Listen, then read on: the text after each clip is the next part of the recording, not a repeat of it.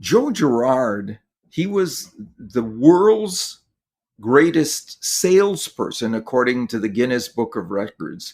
He sold automobiles, Chevrolets, for everybody who ever bought a car from him. Every month they would receive a greeting card for him, depending on the holiday that month. It said one thing inside the card: I like you, Joe Girard. For Joe Girard, he said that was important. It's not just that we like people who are like us. We like people who do like us and say so.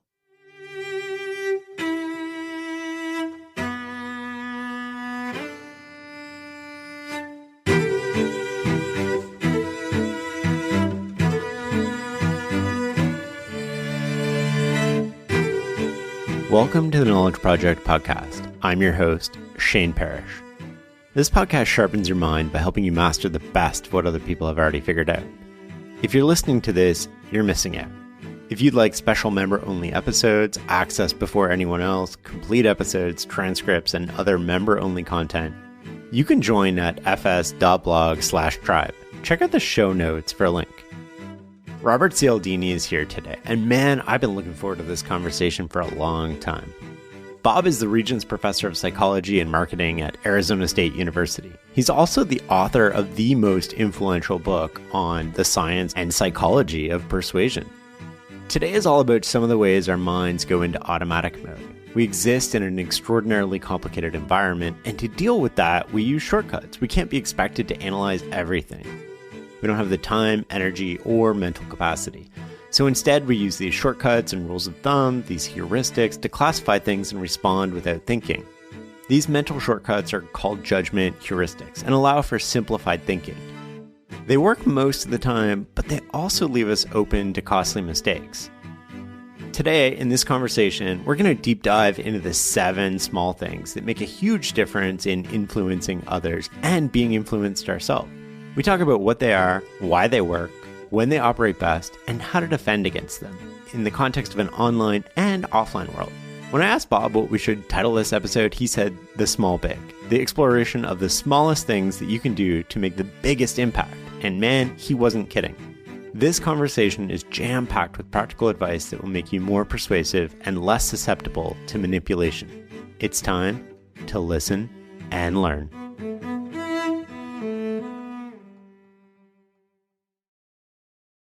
Before we dive into the 7 factors that make us more persuasive, can you explain the difference between influence and manipulation? Yeah, and I think it has to do with those 7 factors. Those are the things that lend themselves to assent because they normally counsel people correctly to move in a particular direction. So, for example, one of them is authority. If the experts are saying that something is a good idea, then we're probably well advised to follow the authority influence. If a lot of people like us are moving in that direction, there's a trend for it, that probably also lets us know that that's a shortcut to making a good decision. So there are these 7 such principles. And for me, influence involves pointing to them where they naturally exist. That is, informing people into assent by simply raising the profile of that principle in one way or another in your communication. Manipulation involves the fabrication or manufacture of those principles, the counterfeiting of them in a situation where somebody lies with statistics in order to get you to believe that a lot of people are doing this or believing this thing that you want them to, or presenting someone as an authority on the topic who's not truly an authority, is a celebrity or something like that. That's not an authority. That's something else. And so it's when you recognize that those particular levers of influence are effective and co-opt them to your behalf, rather than simply uncovering them for the audience member, which I think is not just ethical, I think it's commendable to provide that kind of information to people, that kind of education to people. That's a great opening to the conversation. Let's dive into the principles and start with reciprocation. The first principle I talk about is an early one in the socialization process. In all human societies, we are trained to live by a particular rule, the rule of reciprocation, that says we are obligated to give back to others who have first given to us. Right? That's the way that the society best functions and allows people the freedom to give first, with the knowledge that they're not giving something away. I mean, for the first time in evolutionary history, all the species besides us never had the concept of future obligation to return what has been provided to them. But when we have that rule in place, it allows us the freedom to give resources, attention, care, and so on to others with the recognition we're not losing it. That person is obligated to give back to us when we need something. It's a fair exchange. It's a great system. So we give first. And I love a new study that was done, not even published yet. It was done in McDonald's, actually in the countries of Colombia and Brazil, where researchers, in fact, my colleague, Steve Martin, who runs our office in UK and was commissioned to do this study in South America, did a study where for a week, every family that came into the McDonald's locations, the children got a balloon from the McDonald's management. Half of them got the balloon as the family was leaving as a nice thank you for coming into McDonald's and purchasing food. The other half, each kid got the balloon as they entered. Those families bought 25% more food because they had been given something first. First is the key. First means it's not the usual behavioral model that we use in business, which says, if you buy my product, if you sign my contract, I promise I will give to you the very best service or merits of the offer that I can provide. That means the customer has to go first. This is saying something else. We have to go first. We give value in some way. Easily, the way to do it that's least costly is to give information to people about things that will improve their outcomes in any given situation. White papers, tips about the top 3 things to do to improve their outcomes in something, not based on our product or service. If it's designed to tell them how to buy us or why they should, then it's seen as a device, not a gift. If we do that, people are now readied to give back to us. So the rule for reciprocation, that's the first. I have a friend who summarizes this as go positive, go first. Go positive, go first. That's right. So why is it we don't do more of that? I think people are afraid. They don't recognize the power of this rule. And they're afraid that by going first and giving resources, giving time, giving attention, giving samples and so on, they might just be losing that. They're not cognizant of the fact that there's such a strong rule in every human culture that says you must not take without giving in return. They really don't register the power of that rule, but it is formidable. And there's different types of things that we can give.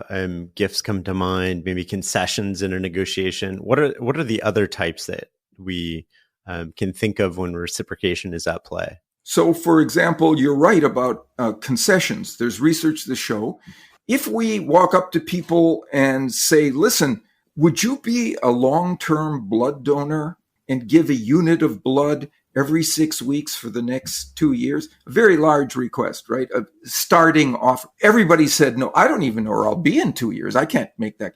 And we said, oh, well, then would you give 1 unit tomorrow during the local blood drive in your neighborhood? We go from 33% of people who agree to give the next day, right? If that's the only thing we ask them, to 55% if we retreat to that. We make a concession. Oh, so you can't do the 2-year thing that we would most like, but would you do this one thing? So now we go from 33% to 55% compliance. And by the way, we staff the blood services organization. We have observers there. They show up. It's not just that they say, no, oh yeah, sure, I'll do that because they want to get us away. No, they show up. Well, that goes to commitment and consistency, which we'll talk about a bit later. But is there a contrast at play there too? Because now you've taken it from a large commitment to a much smaller commitment, yes, which feels more manageable. That's a very perceptive point. There's not only is there the effect of making concession that needs to be reciprocated. Oh, you made a concession to me, I'll make a concession in return. It's that you've made a contrast between the larger favor, 2 years every 6 weeks, to just once. And this one now seems smaller.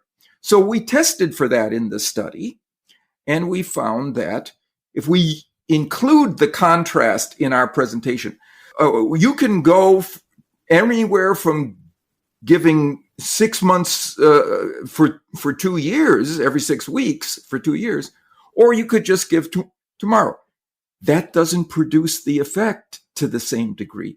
You have to get them to say no so you can retreat and then spur a retreat in return. Sure. Like if somebody gives you a gift or maybe does you a favor, is there a balance in the sense of obligation that we feel we need to repay? Or is there like almost an interest, a mental interest that we ascribe to returning that favor? So we have to do more. No, we are obligated to give back at the same level. But if the only thing we can do is to give back at a higher level, we will, to avoid the burden of feeling like a cheater, like a free rider, like a taker, an ingrate. So if somebody buys us lunch, so we say, okay, next time it's on me, right? But between that time, if this person says, I'm in a bind, can you drive over to where I am and jump my battery for me, right? We have to say yes because this person just did us a favor. While we're in that state of obligation, we will go even higher, although most of the time we can cancel the obligation simply by giving what they gave us, a nice lunch. Is there a time span associated with this? Like after a couple of weeks, does it wear off, or is it more potent at the start, or how do we think about that? There is a time frame associated with this. People are more willing to say yes to a request for something in return the closer to the favor we've provided. However, when they have given us very large favors, those things stay in our consciousness. And years later, we will be willing to give back to them. Those big memorable favors stay solid, but the smaller ones, they tend to fade away over time. Are there sort of ideal operating conditions, like when this works even better? That's one of them, certainly that proximate to the cause. But also when what we have given to them is tailored to their needs, their preferences, their current challenges. Under those circumstances, we now have a more muscular version of the sense of obligation. I'll give you an example. Again, we can do it at a fast food restaurant, right? Researchers did a study. People came in and 1/3 of them just went to the counter and ordered their food. Another third of them came in and were given a very attractive key ring with a beautiful medallion on it by the management. Oh, thank you for coming to McDonald's. Here's a gift for you. Right? They then bought 12% more food. There was a third group. They came in and they were given a small cup of yogurt as a thank you, right, for coming in. Now, any economist would say they were fools to do that because now people don't need to buy as much food, right? They bought 24% more food. Because why do you go to a restaurant? Because you're hungry. If you give people something they need that's high in their goal hierarchy, they're going to be most willing to give back to you at a higher level. Sure, that makes a lot of sense. One of the examples from your book that I really liked, maybe you can illuminate this for us, was the Cuban Missile Crisis. Yes. You tell us about that? You weren't alive during the Cuban Missile Crisis. It occurred in the early 1960s when the president of the United States was then John Kennedy and the leader of the Soviet Union was Khrushchev. It was determined by U.S. intelligence that Russian ships had brought to Cuba ICBM missiles, nuclear-head missiles that were installed and pointed at the United States 90 miles away.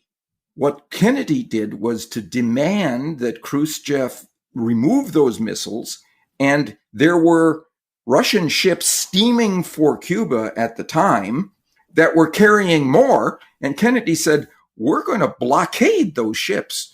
And Khrushchev said, that's an act of war.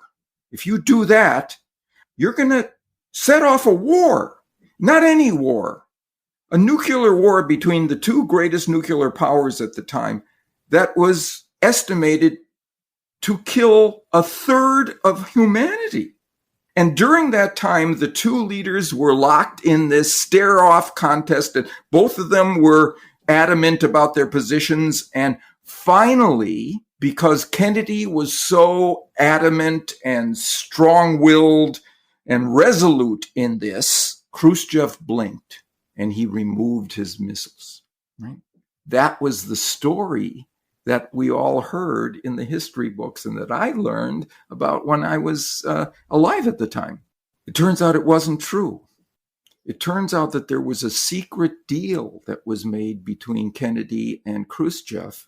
It was a reciprocal concessions deal. Kennedy said, if you will remove your missiles from Cuba, we'll remove ours from Turkey that are pointed at you. But don't tell anybody about it, because politically, if I was seen as compromising with, yielding in any way to our natural enemy at that time, our global enemy at that time, it would ruin my political aspirations for re-election, right? So Khrushchev promised, yes, okay, I won't say anything. It wasn't until recently that this information was revealed at the Kennedy Library. After it was embargoed for all those years, it finally came up, and scholars have said, no, it wasn't this hard line that won the day. The hard line was the thing that risked the world. The thing that saved the world was reciprocal concession, and it got buried. It's regrettable because the image that a lot of world leaders got from this: never compromise, never give in, just be strong, and if you are strong enough, you will win. It was exactly the wrong thing. That's not what happened at all. It was the rule for reciprocation that won the day. I love that example, and the power of this particular effect is undeniable. Not everybody has great intent. How do we defend ourselves against this? Yes. I think what we have to do is recognize that we can't just, in a blanket kind of way, reject the gifts and favors and services that may be very well intentioned for us. right? By people who would like to, increase our outcomes in a particular situation. What we have to do is recognize that when those people do that and then use that as a lever to get something much larger from us, we have to reframe what they gave us as no longer a gift to be reciprocated, but a trick, a device, an artifice designed to get our compliance with a much larger request where they will come out much far ahead in the bargain. We have to make that little change. And then here's where the rule for reciprocity comes in, because I studied a group that would get people to make appointments with them to check out their fire safety issues at home, right? And somebody would come in and give them a home fire extinguisher, and then would give them a bunch of reasons to buy a particular kind of very expensive heat-activated fire alarm system that they were representing, right? So they weren't really there to give us the information about fire safety. They were there to sell this outrageously overpriced system. And what I say to people in this situation is, look, as soon as you see that the game was, don't treat the fire alarms, the fire extinguisher that you got, as a gift. Treat it as a trick. And if that's the case, show them the door and keep the fire extinguisher, because by the rule of reciprocation, exploiters should be exploited. Yeah, it works both ways, right? The second principle in your book is liking, which is we prefer to say yes to people that we like. What are sort of the main variables that carry a lot of the weight to whether we like somebody or not? There are really two major variables that we can influence. One is similarity. We like people who are like us. So one thing we can do is to point to commonalities that genuinely exist. If we point to a genuine comparability that exists between us and the other individual, that person feels a greater rapport with us. Oh, you're a runner? I'm a runner. You're an only child? I'm an only child. Okay, now there's a bond between us, and those people will feel more rapport with us and want to do business with us, if those are genuinely there. So, for example, there was one study that was done between negotiators who were bargaining over email. And, email is the most bloodless communication device we have ever devised. And as a result, they were stymied in their negotiations, deadlocked, so that in 30% of the instances, both sides walked away with nothing. The other half were told, before you begin the negotiation by email, send some information about yourself to the other negotiator, your negotiating partner. What your hobbies are, what your interests are, where you grew up, where you went to school, what your major was in college, these kinds of things. In that case, stymied negotiations went from 30% to 6%. When the researchers analyzed the data, it wasn't the amount of personalizing information that had been sent across. It was how many commonalities were in those accounts. If there were a lot of commonalities, similarities, they got the most concessions. The key was the parallels. The implication is clear for us. We now have a tool that we never had before, the internet, that allows us to know some things about the people that we are going to interact with and hoping to influence in our direction. It's not proprietary information. People give us that information on social media, LinkedIn, and so on. We can find that, and where we find genuine commonalities, we can just raise those to the surface before we begin. I have the same question for all of them, but are there ideal operating conditions or set of circumstances when this works even better for liking principle? It does when we have had some kind of situation in which we've been excluded from an interaction, or we felt our feelings were hurt by somebody, a friend or something. Then we're really people are really looking for that connection, that friendship association. That can be the case as well. I want to again talk about how to defend against that. But before we get there, my favorite example from the book, I think, was Joe Girard. Can you tell us about him and how he used this? Yeah, Joe Girard, he was the world's greatest salesperson, according to the Guinness Book of Records, for like 12 years in a row. He sold automobiles, Chevrolets, from a dealership in Detroit, in the Detroit area. He sold an average of 6 cars and trucks a day, every day that he worked. How did he do it? Well, one of the things that he says that he did that was so important is for everybody who ever bought a car from him, every month they would receive a greeting card for him, depending on the holiday that month. Happy New Year, whatever it was, the 4th of July, whatever the month was. And then you opened it up and it said one thing inside the card. I like you, Joe Girard.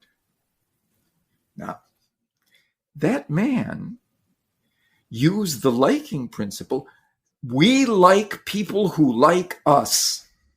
The second thing that we can use besides similarity is genuine compliments that people give us, praise, right? Well, that we give to others, right? And if we do that honestly, and Joe was a people person, he liked everybody. So he wasn't lying by saying, I like you. Just having that message, you would think 12 times a year, every year, automatically this thing comes. No, for Joe Girard, he said that was important to let people know that I liked him. So it's not just that we like people who are like us. We like people who do like us and say so. How do we defend against this? How do we go about neutralizing the effect of liking somebody? Suppose you're in a car showroom, not Joe Girard's, but you're going to buy a new car. Here's what the most effective salespeople have been taught to do before they ever show you the car. They're going to give you something. They're going to give you a bottle of mineral water. They're going to give you a cup of coffee or tea or a soft drink. They're going to compliment you on your decision to come in at this time of the month, maybe even compliment you on your choices of colors, schemes, and accessories associated with the car. They're going to tell you, here we are in Minnesota, and were you born in Minnesota? Well, yes, I was. Me too. Well, I'm born in Minnesota, but my wife is from Texas. My wife is from Texas. They'll claim these similarities, right? And you will find yourself liking that salesperson more than is warranted by an interaction with somebody for 30 minutes. How do you find yourself liking somebody inordinately? Step back from the situation and say, wait a minute, what has that person been doing that would cause me to like him or her? Oh yeah, they gave me that Coke. They complimented me. They told me that they live in the same, they're from the same area as me. They're similar to me, right? And then you have to separate the salesperson from the car. Yep. Because you have to recognize, I'm going to be driving that Toyota off the lot, not the salesperson. It doesn't matter how much I like the salesperson. I'm going to be driving the car. So you you have to make your choice based on the favorable features of the deal, not of the person who's offering you the deal. I like that. Moving on to social proof, which is the third principle in the book. Why is popularity so effective? I saw a quote about popularity and how people are using popularity on internet and in various ways. And this particular humorist said, popularity is all the rage these days. Here's the point. Popularity, that is a version of social proof, which says one way we can reduce our uncertainty of what we should do in a situation. When we're uncertain, we don't look inside ourselves for the answer. All we see is the lack of confidence. So we look outside. And one place we look is to what the people around us, like us, have been doing or are currently doing in a particular situation. Are we getting a lot of people going to this new restaurant, buying this new piece of software? If so, that is a shortcut I can use to reduce my uncertainty about the fact that that will probably be a good choice for me. If a lot of people are doing it and are rating it positively with those star ratings and so on, that's a way I can reduce my uncertainty because they've already beta tested this thing for me. That's why it's so popular to choose popularity as an indicator of a good choice. There was a study done in Beijing, China, that I love. It shows you the cross-cultural reach of this. So in Beijing, researchers arranged with the managers of a string of restaurants to put a little asterisk on certain items of the menu that people got when they were to order. Those items that got the asterisk then became purchased 13 to 20% more frequently. So what did the asterisk represent? It wasn't what we normally see when there are little asterisks next to items on the menu, like this is a specialty of the house, or this is what our chef recommends for this evening. The asterisk said, if you go down and read what it stood for, this is one of our most popular items, and each one became 13 to 20% more popular for its popularity. Yeah. Now, you have to read the footnotes on this study that was published on this research to see one more little feature of all of this that helps explain or answer your question, why is popularity so valuable for us? Right? And it is, if you look at the various demographic groups that came into the restaurant, males, females, young people, older people, business people, neighborhood patrons, and so on. They all were influenced by the asterisk, But there was one group that was far more influenced than anyone else. First-time visitors, the ones who were most uncertain. They could look to the choices of others in that restaurant to reduce their uncertainty about what to buy. Sure. I think that's a really good point, right? So uncertainty makes us more vulnerable to it. I think there's a couple other nuances to this that I find really interesting. One is feasibility, right? So if we see other people doing something, we feel like we can do it too, especially, I would imagine, if we identify as part of that tribe or that person is similar to us. In fact, I once worked for a company as the chief scientist that sent messages to the customers of local power companies about how much energy they were using relative to their comparable neighbors who had similar sized homes, similar air conditioning and heating units, and so on. That information caused those people who were using more energy than their neighbors to dramatically reduce their energy. And I think one reason is what you said. It's that, well, if my neighbors like me can do it, that means I can do it. It means it's feasible. And I can tell you something that is remarkable about this company. It was called O Power. It's since been purchased by Oracle. As a result of this, O Power is responsible for 30 billion pounds of carbon dioxide that have not been released into the environment because people have reduced their energy conservation by just knowing what their comparable neighbors are doing and saying, well, then I can do that. It can be a very effective tool for good. It can also be used against us. How do we defend against social proof? So what we have to do, let's take online reviews, right? We have to check out the character of those reviews. It turns out there's particular things that allow us to know when a review is phony. Do they use a lot of personal stories? That means they're not giving you evidence of the features of the product or service because they don't really know. They've just been hired to get. Do they use a lot of verbs rather than nouns? For the same reason. They're telling us what they were doing and how they were operating and how they were feeling about it rather than what the product really was, right? So we can look to that. But also, there was a great study that looked at which star rating on a product review was most likely to produce a conversion from a prospect to a customer. It wasn't a 5-point rating. It was a range between 4.2 and 4.7.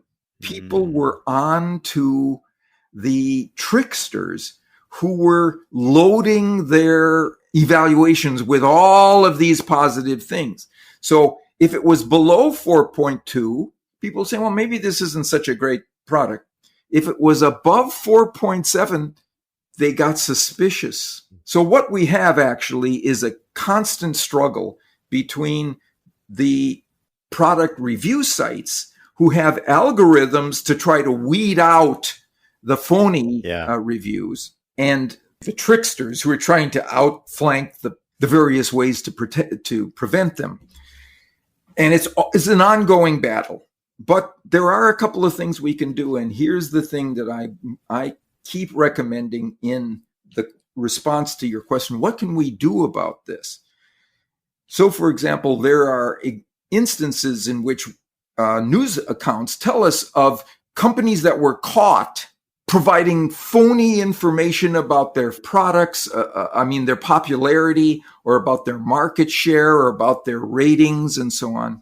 Whenever we see one of those, we need to go on their site and go on every site of our social media and say so. Look, these people were cheaters.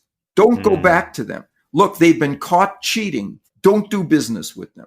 We have to penalize those people who do the manipulation that you were asking about earlier. We can't just say, well, I'm not going to do business with them. We have to really penalize them at their bottom line level in order to reduce this tendency to manipulate.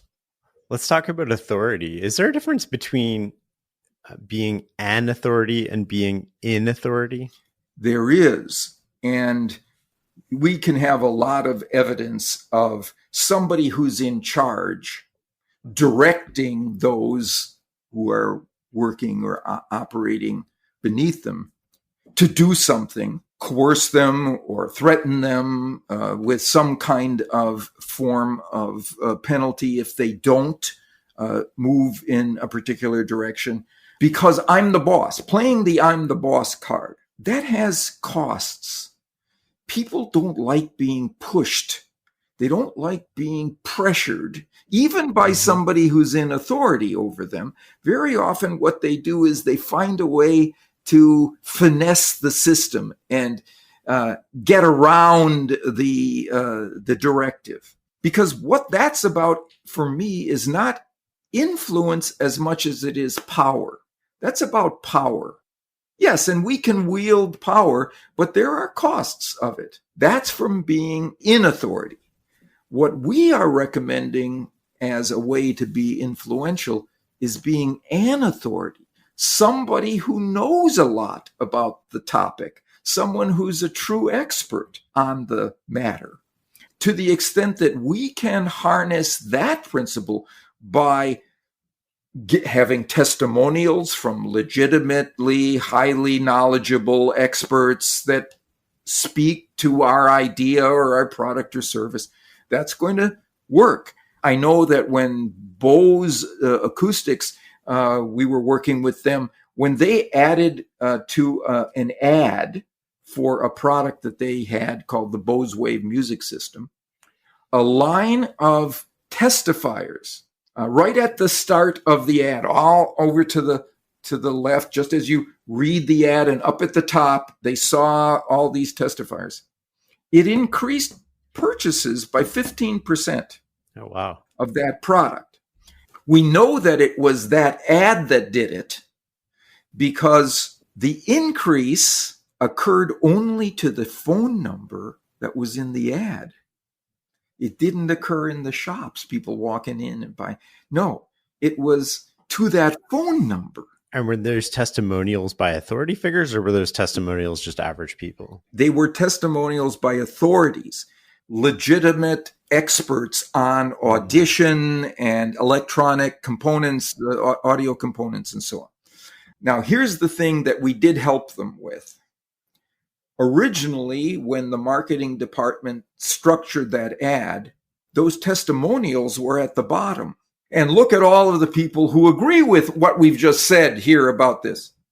By moving them to the top, the authority aura that they provide is infused into every word of that ad as people are experiencing it. Why would you throw that honest lever of influence away at the top? So what I always recommend to people who are using testimonials, and this can include, by the way, as you inferred, they can also include testimonials from similar others, because remember, we want to follow the lead of people like us, right?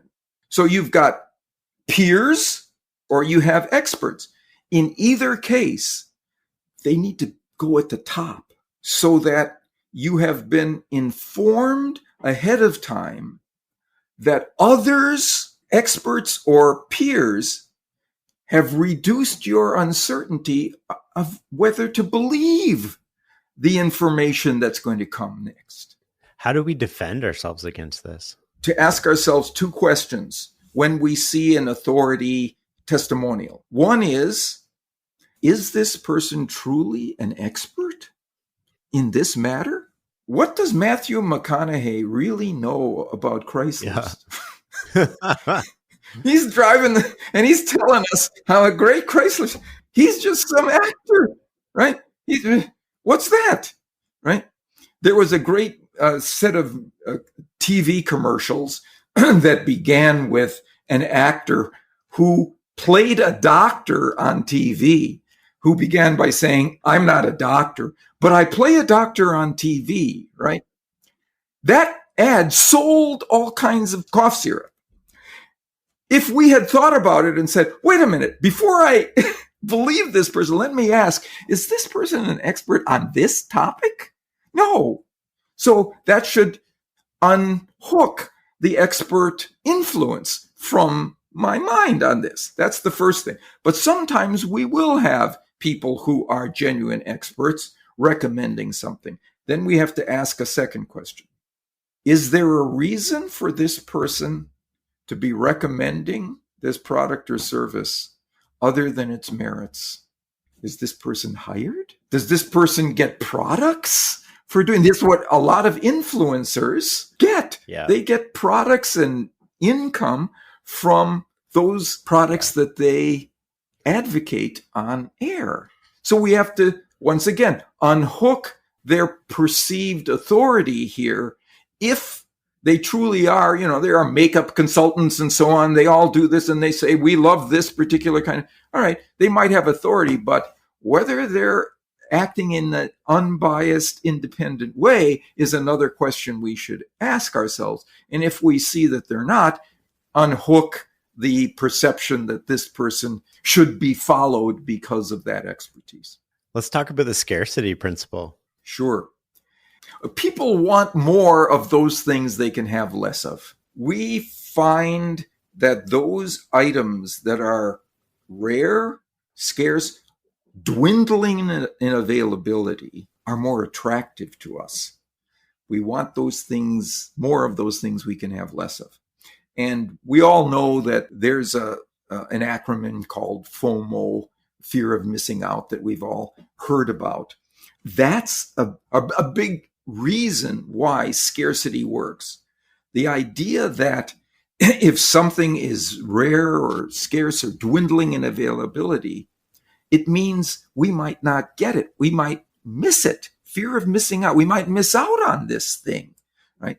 And we hate that idea.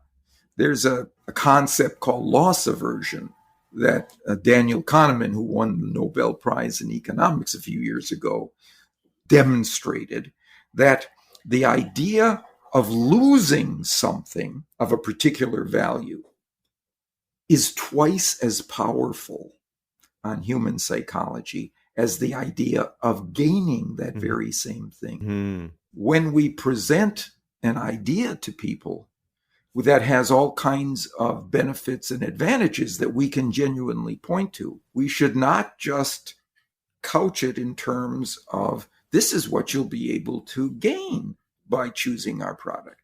We should also honestly be able to say, and this is something you don't want to lose. Right. You don't want to forego those benefits. That will resonate more powerfully. Remember, we were talking about that Bose ad that I mentioned, that if you put... Is that the one where you did the hear what you're missing, or? Yes. So we also, before we even did that with Bose, on that same project, the first generation of that ad was very unsuccessful for Bose. At the top of the ad was the word new. Mm-hmm. And then after that, there was all kinds of information about new features, new elegance, new simplicity, and it wasn't being very well received by the Bose purchasers. So we asked them, we said, look, don't change the whole ad. Change what you say at the top of the ad. The word new says uncertain. Mm-hmm. It says there isn't any evidence about this yet. There isn't any feedback that I can see from my neighbors or friends at the office who've tried it, or it's brand new. I'm gonna wait. What we did was to change the word new to hear what you've been missing. The idea of missing out says, no time for waiting. No, I have to get this. I don't want to miss it. I don't want to miss out on this great thing, right? That change produced a 45% increase in sales. Then, if the Bose marketing department added testimonials, they produced a 15% greater increase to 60% increase from the initial generation of that ad. But the idea of loss is what people really want to avoid. Now, I don't know how many of your followers are online operators. So most of us have a lot of online profile. But there was a study of 6,700 e-commerce sites and A/B tests that were done for various components inside those sites. Does the site have free delivery? Does the site have a search function? Does every appeal end with a call to action? They had 29 of those. The top 6 were all principles of social influence. And the top 1 was scarcity of supply. We only have a certain number of these with this feature or at this price. It was the top A/B test that produced conversion from prospect to customer. Second was social proof. Look at all the people who've already done this. We've gotten this kind of message. And by the way, there's a new research that shows that there's a particularly powerful form of social proof that isn't just a large number of people have done this, but there's a trend to that number. It used to be that last year we had 30% market share. 6 months ago, it was 35. Now it's 40%, right? That's more powerful than just saying 40% because people project the function of the trend into the future. So social proof was number 2, with evidence like that of a large market share or popularity or trends. And number 3 was scarcity of time. That is, limited time offers. This offer is only good for this week. Those 3 were the most powerful approaches. So scarcity was 2 of the top 3. Now I'm going to suggest there's something else that we can do that empowers the scarcity principle. And it doesn't require scarcity of supply or time limits. And that is uniqueness of what we offer. If we have something, a feature that none of our rivals can match, that's where we go. Because people will want it if they can't get it anywhere else. Now, a lot of times, because of the homogenation of the way things are manufactured and offered these days, a lot of times it isn't one thing that separates you from anybody else in the market, but it could be a suite of things, a particular combination of features that only you provide. Go there. That's what people don't want to lose by going somewhere else. Let's talk about commitment and consistency principle. This is the one that says people want to be consistent with what they have already said or done, especially in public. As a consequence, right, if we can ask people to take a small step in our direction voluntarily, could you do this? Take a small step. They will now be significantly more likely to take a larger step that is congruent with what they have already done, because people want to be consistent within their behavior and they want to be seen as consistent. So here's a good study in that regard. It was a study done in Chicago with a restaurant owner named Gordon Sinclair. There's a famous restaurant called Gordon's there in Chicago. He's since retired, but while he was operating, he had a problem, no-shows. People who would call, they make a reservation, and then they just wouldn't show up, and they wouldn't call ahead to cancel. He had 30% no-shows. So he walked around and saw what his receptionist would say to people when she took a booking.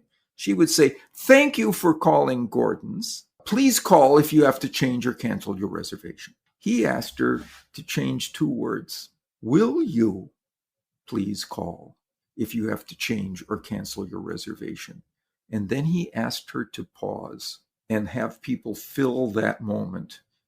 And they all said, "Of course, sure, glad to." And that was their commitment. And no-shows dropped by 67% immediately and never went up, because he had gotten them to make an active, public, voluntary commitment to something, and now they were going to live up to it to a greater degree. So here's an implication, I think, for anybody like a manager. Anytime you're running a meeting and you've given members of your team tasks to perform and complete before the next meeting, don't let anybody out of that room until you ask the question, "Will you be able to complete this by our next meeting?" And pause. If the answer is no, that's actually good for a manager to know. That means, okay, then I have to give this person more time or more resources or maybe even some help with it. But if the answer is yes, you have now significantly increased the likelihood that that person will come with a properly completed task to the meeting, because you've asked them and they have made an active, public, voluntary commitment to doing so. One of the interesting things for me about commitment and consistency is we sort of hide inside the walls of our own thinking. How do we defend against this? Not only when other people are using it, but how do we defend ourselves from just constantly escalating and being held to opinions that may be no longer valid?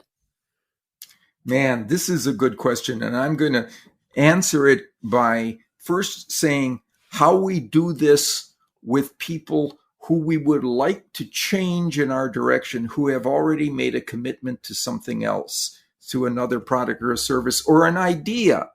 Right now, we've got a lot of people who are resisting health information about, well, right? How do we change that? We can't say, well, when you made that decision, it was the wrong choice. You were just making a wrong choice. You're not a good decision maker. People don't want to hear that. That's going to get their back up and they say, I still stand by this decision. What you have to say is, at the time that you made that choice in the information environment, that may have well been a good choice for you. But here's a new piece of information that we didn't have back then. Mm-hmm. As a good decision maker, people take into account all the information. So you're a good decision maker. And we can get people unmoored from that commitment that they had made by saying, okay, now let's reevaluate, because there's a new piece of information I can give you on this topic. And this is what I think I'm going to ask us to do ourselves, that when we encounter a new piece of information relative to a decision or a choice that we've made, and that we get a chance to change, we need to say, if I knew this when I first made my choice, if that was part of this decision, would I have made the same choice, or would this have had enough weight to move me? My guess is a lot of times that would allow us to say, I want to take into account all of the information, including the information that I didn't have back then. There's so many other questions I want to ask, and we have to cover unity, and then I have a whole host of other questions. So let's talk about unity, which is the new one that you've added to the book, the seventh principle. What is it? How does it work? It works for a communicator in the following way. If that communicator can arrange for us to see him or her as one of us, as someone who shares an identity with them in some kind of important way. Right? Like a tribal identity? It can be tribal identity, but it can be something. I'll give you an example of a study that was done on a college campus. Researchers asked a young woman, college-age woman, to stand on a heavily trafficked part of campus and ask people to donate to a good cause. I think it was the United Way. Mm-hmm. And she was getting some contributions. If she said before she made the request one thing, which was, I'm a student here too, would you give to the United Way? Donations went up 400%. I'm one of you. I'm like you. I'm one of you. I'm of you. I'm not just like you in style or preferences. I'm of you. Then people will say yes. I used this a while ago in my own life when it turned out I was writing a grant application to get funding for a long 3-year program of research, and it was due the next day. It had to be sent in to the funding office the next day. I'm reading over it, making sure everything is right. And I came to a paragraph that said, made a particular claim. And I realized I really didn't have convincing evidence for that claim. But I knew that a colleague of mine in the psychology department where I was working at the time had done a study the year before and had collected the data that were relevant to this, and he had it in his archives. I sent him an email, and let's call him Tim. That's not his real name. Tim, I'm in this bind. I have this grant due tomorrow, and I don't really have the evidence, but I know you have the evidence for this one point that's crucial. I'm going to call you to talk about how I could get that from you in the form that I need to put it into this grant application. Well, Tim is known as an irascible, sour, negative kind of guy in my department. So when I called him, he said, "Hello, Bob. I know why you're calling." And the answer is no. I can't be responsible for your poor time management skills, Bob. You're a busy man. I'm a busy man. I have things to do today that also have time constraints. So the answer is no. Before I read this research on how people say yes to those inside their we groups, what I call we groups, the groups that they would label as we, I would have said, "Come on, Tim. I really need this. I've got this deadline tomorrow, and it's a grant application." He had already said no to that. So here's what I said. "You know, Tim, we've been in the same psychology department now for 12 years. I really need this." And Shane, I had the information that afternoon. I just located us, honestly, pointing to a common membership in something that was a shared identity for us. That's very powerful. Let's switch gears here a little bit. What makes Warren Buffett so successful? Thank you for listening to the first part of this episode. I don't want you missing out on the rest. If you're interested in hearing the complete version, you'll want to become a member. Head to fs.blog/tribe. We cover what makes Warren Buffett so influential, how to ace your next interview, what to say when you do someone a favor, how to protect yourself against cognitive biases, who uses compliance tactics online the best, structuring online sales pages, and so much more. We created the membership program to give you more exclusive content, transcripts, early access, our private podcast feed, and so much more. Sign up at fs.blog/tribe. The Knowledge Project is produced by the team at Farnham Street. I'd love to get your advice on how to make this the most valuable podcast you listen to. Email me at shane@fs.blog. You can learn more about the show and find past episodes at fs.blog/podcast. Can you do me a small favor? Go online right now and share this episode with one friend who you think would love it. Thanks for listening and learning with us. Till next time.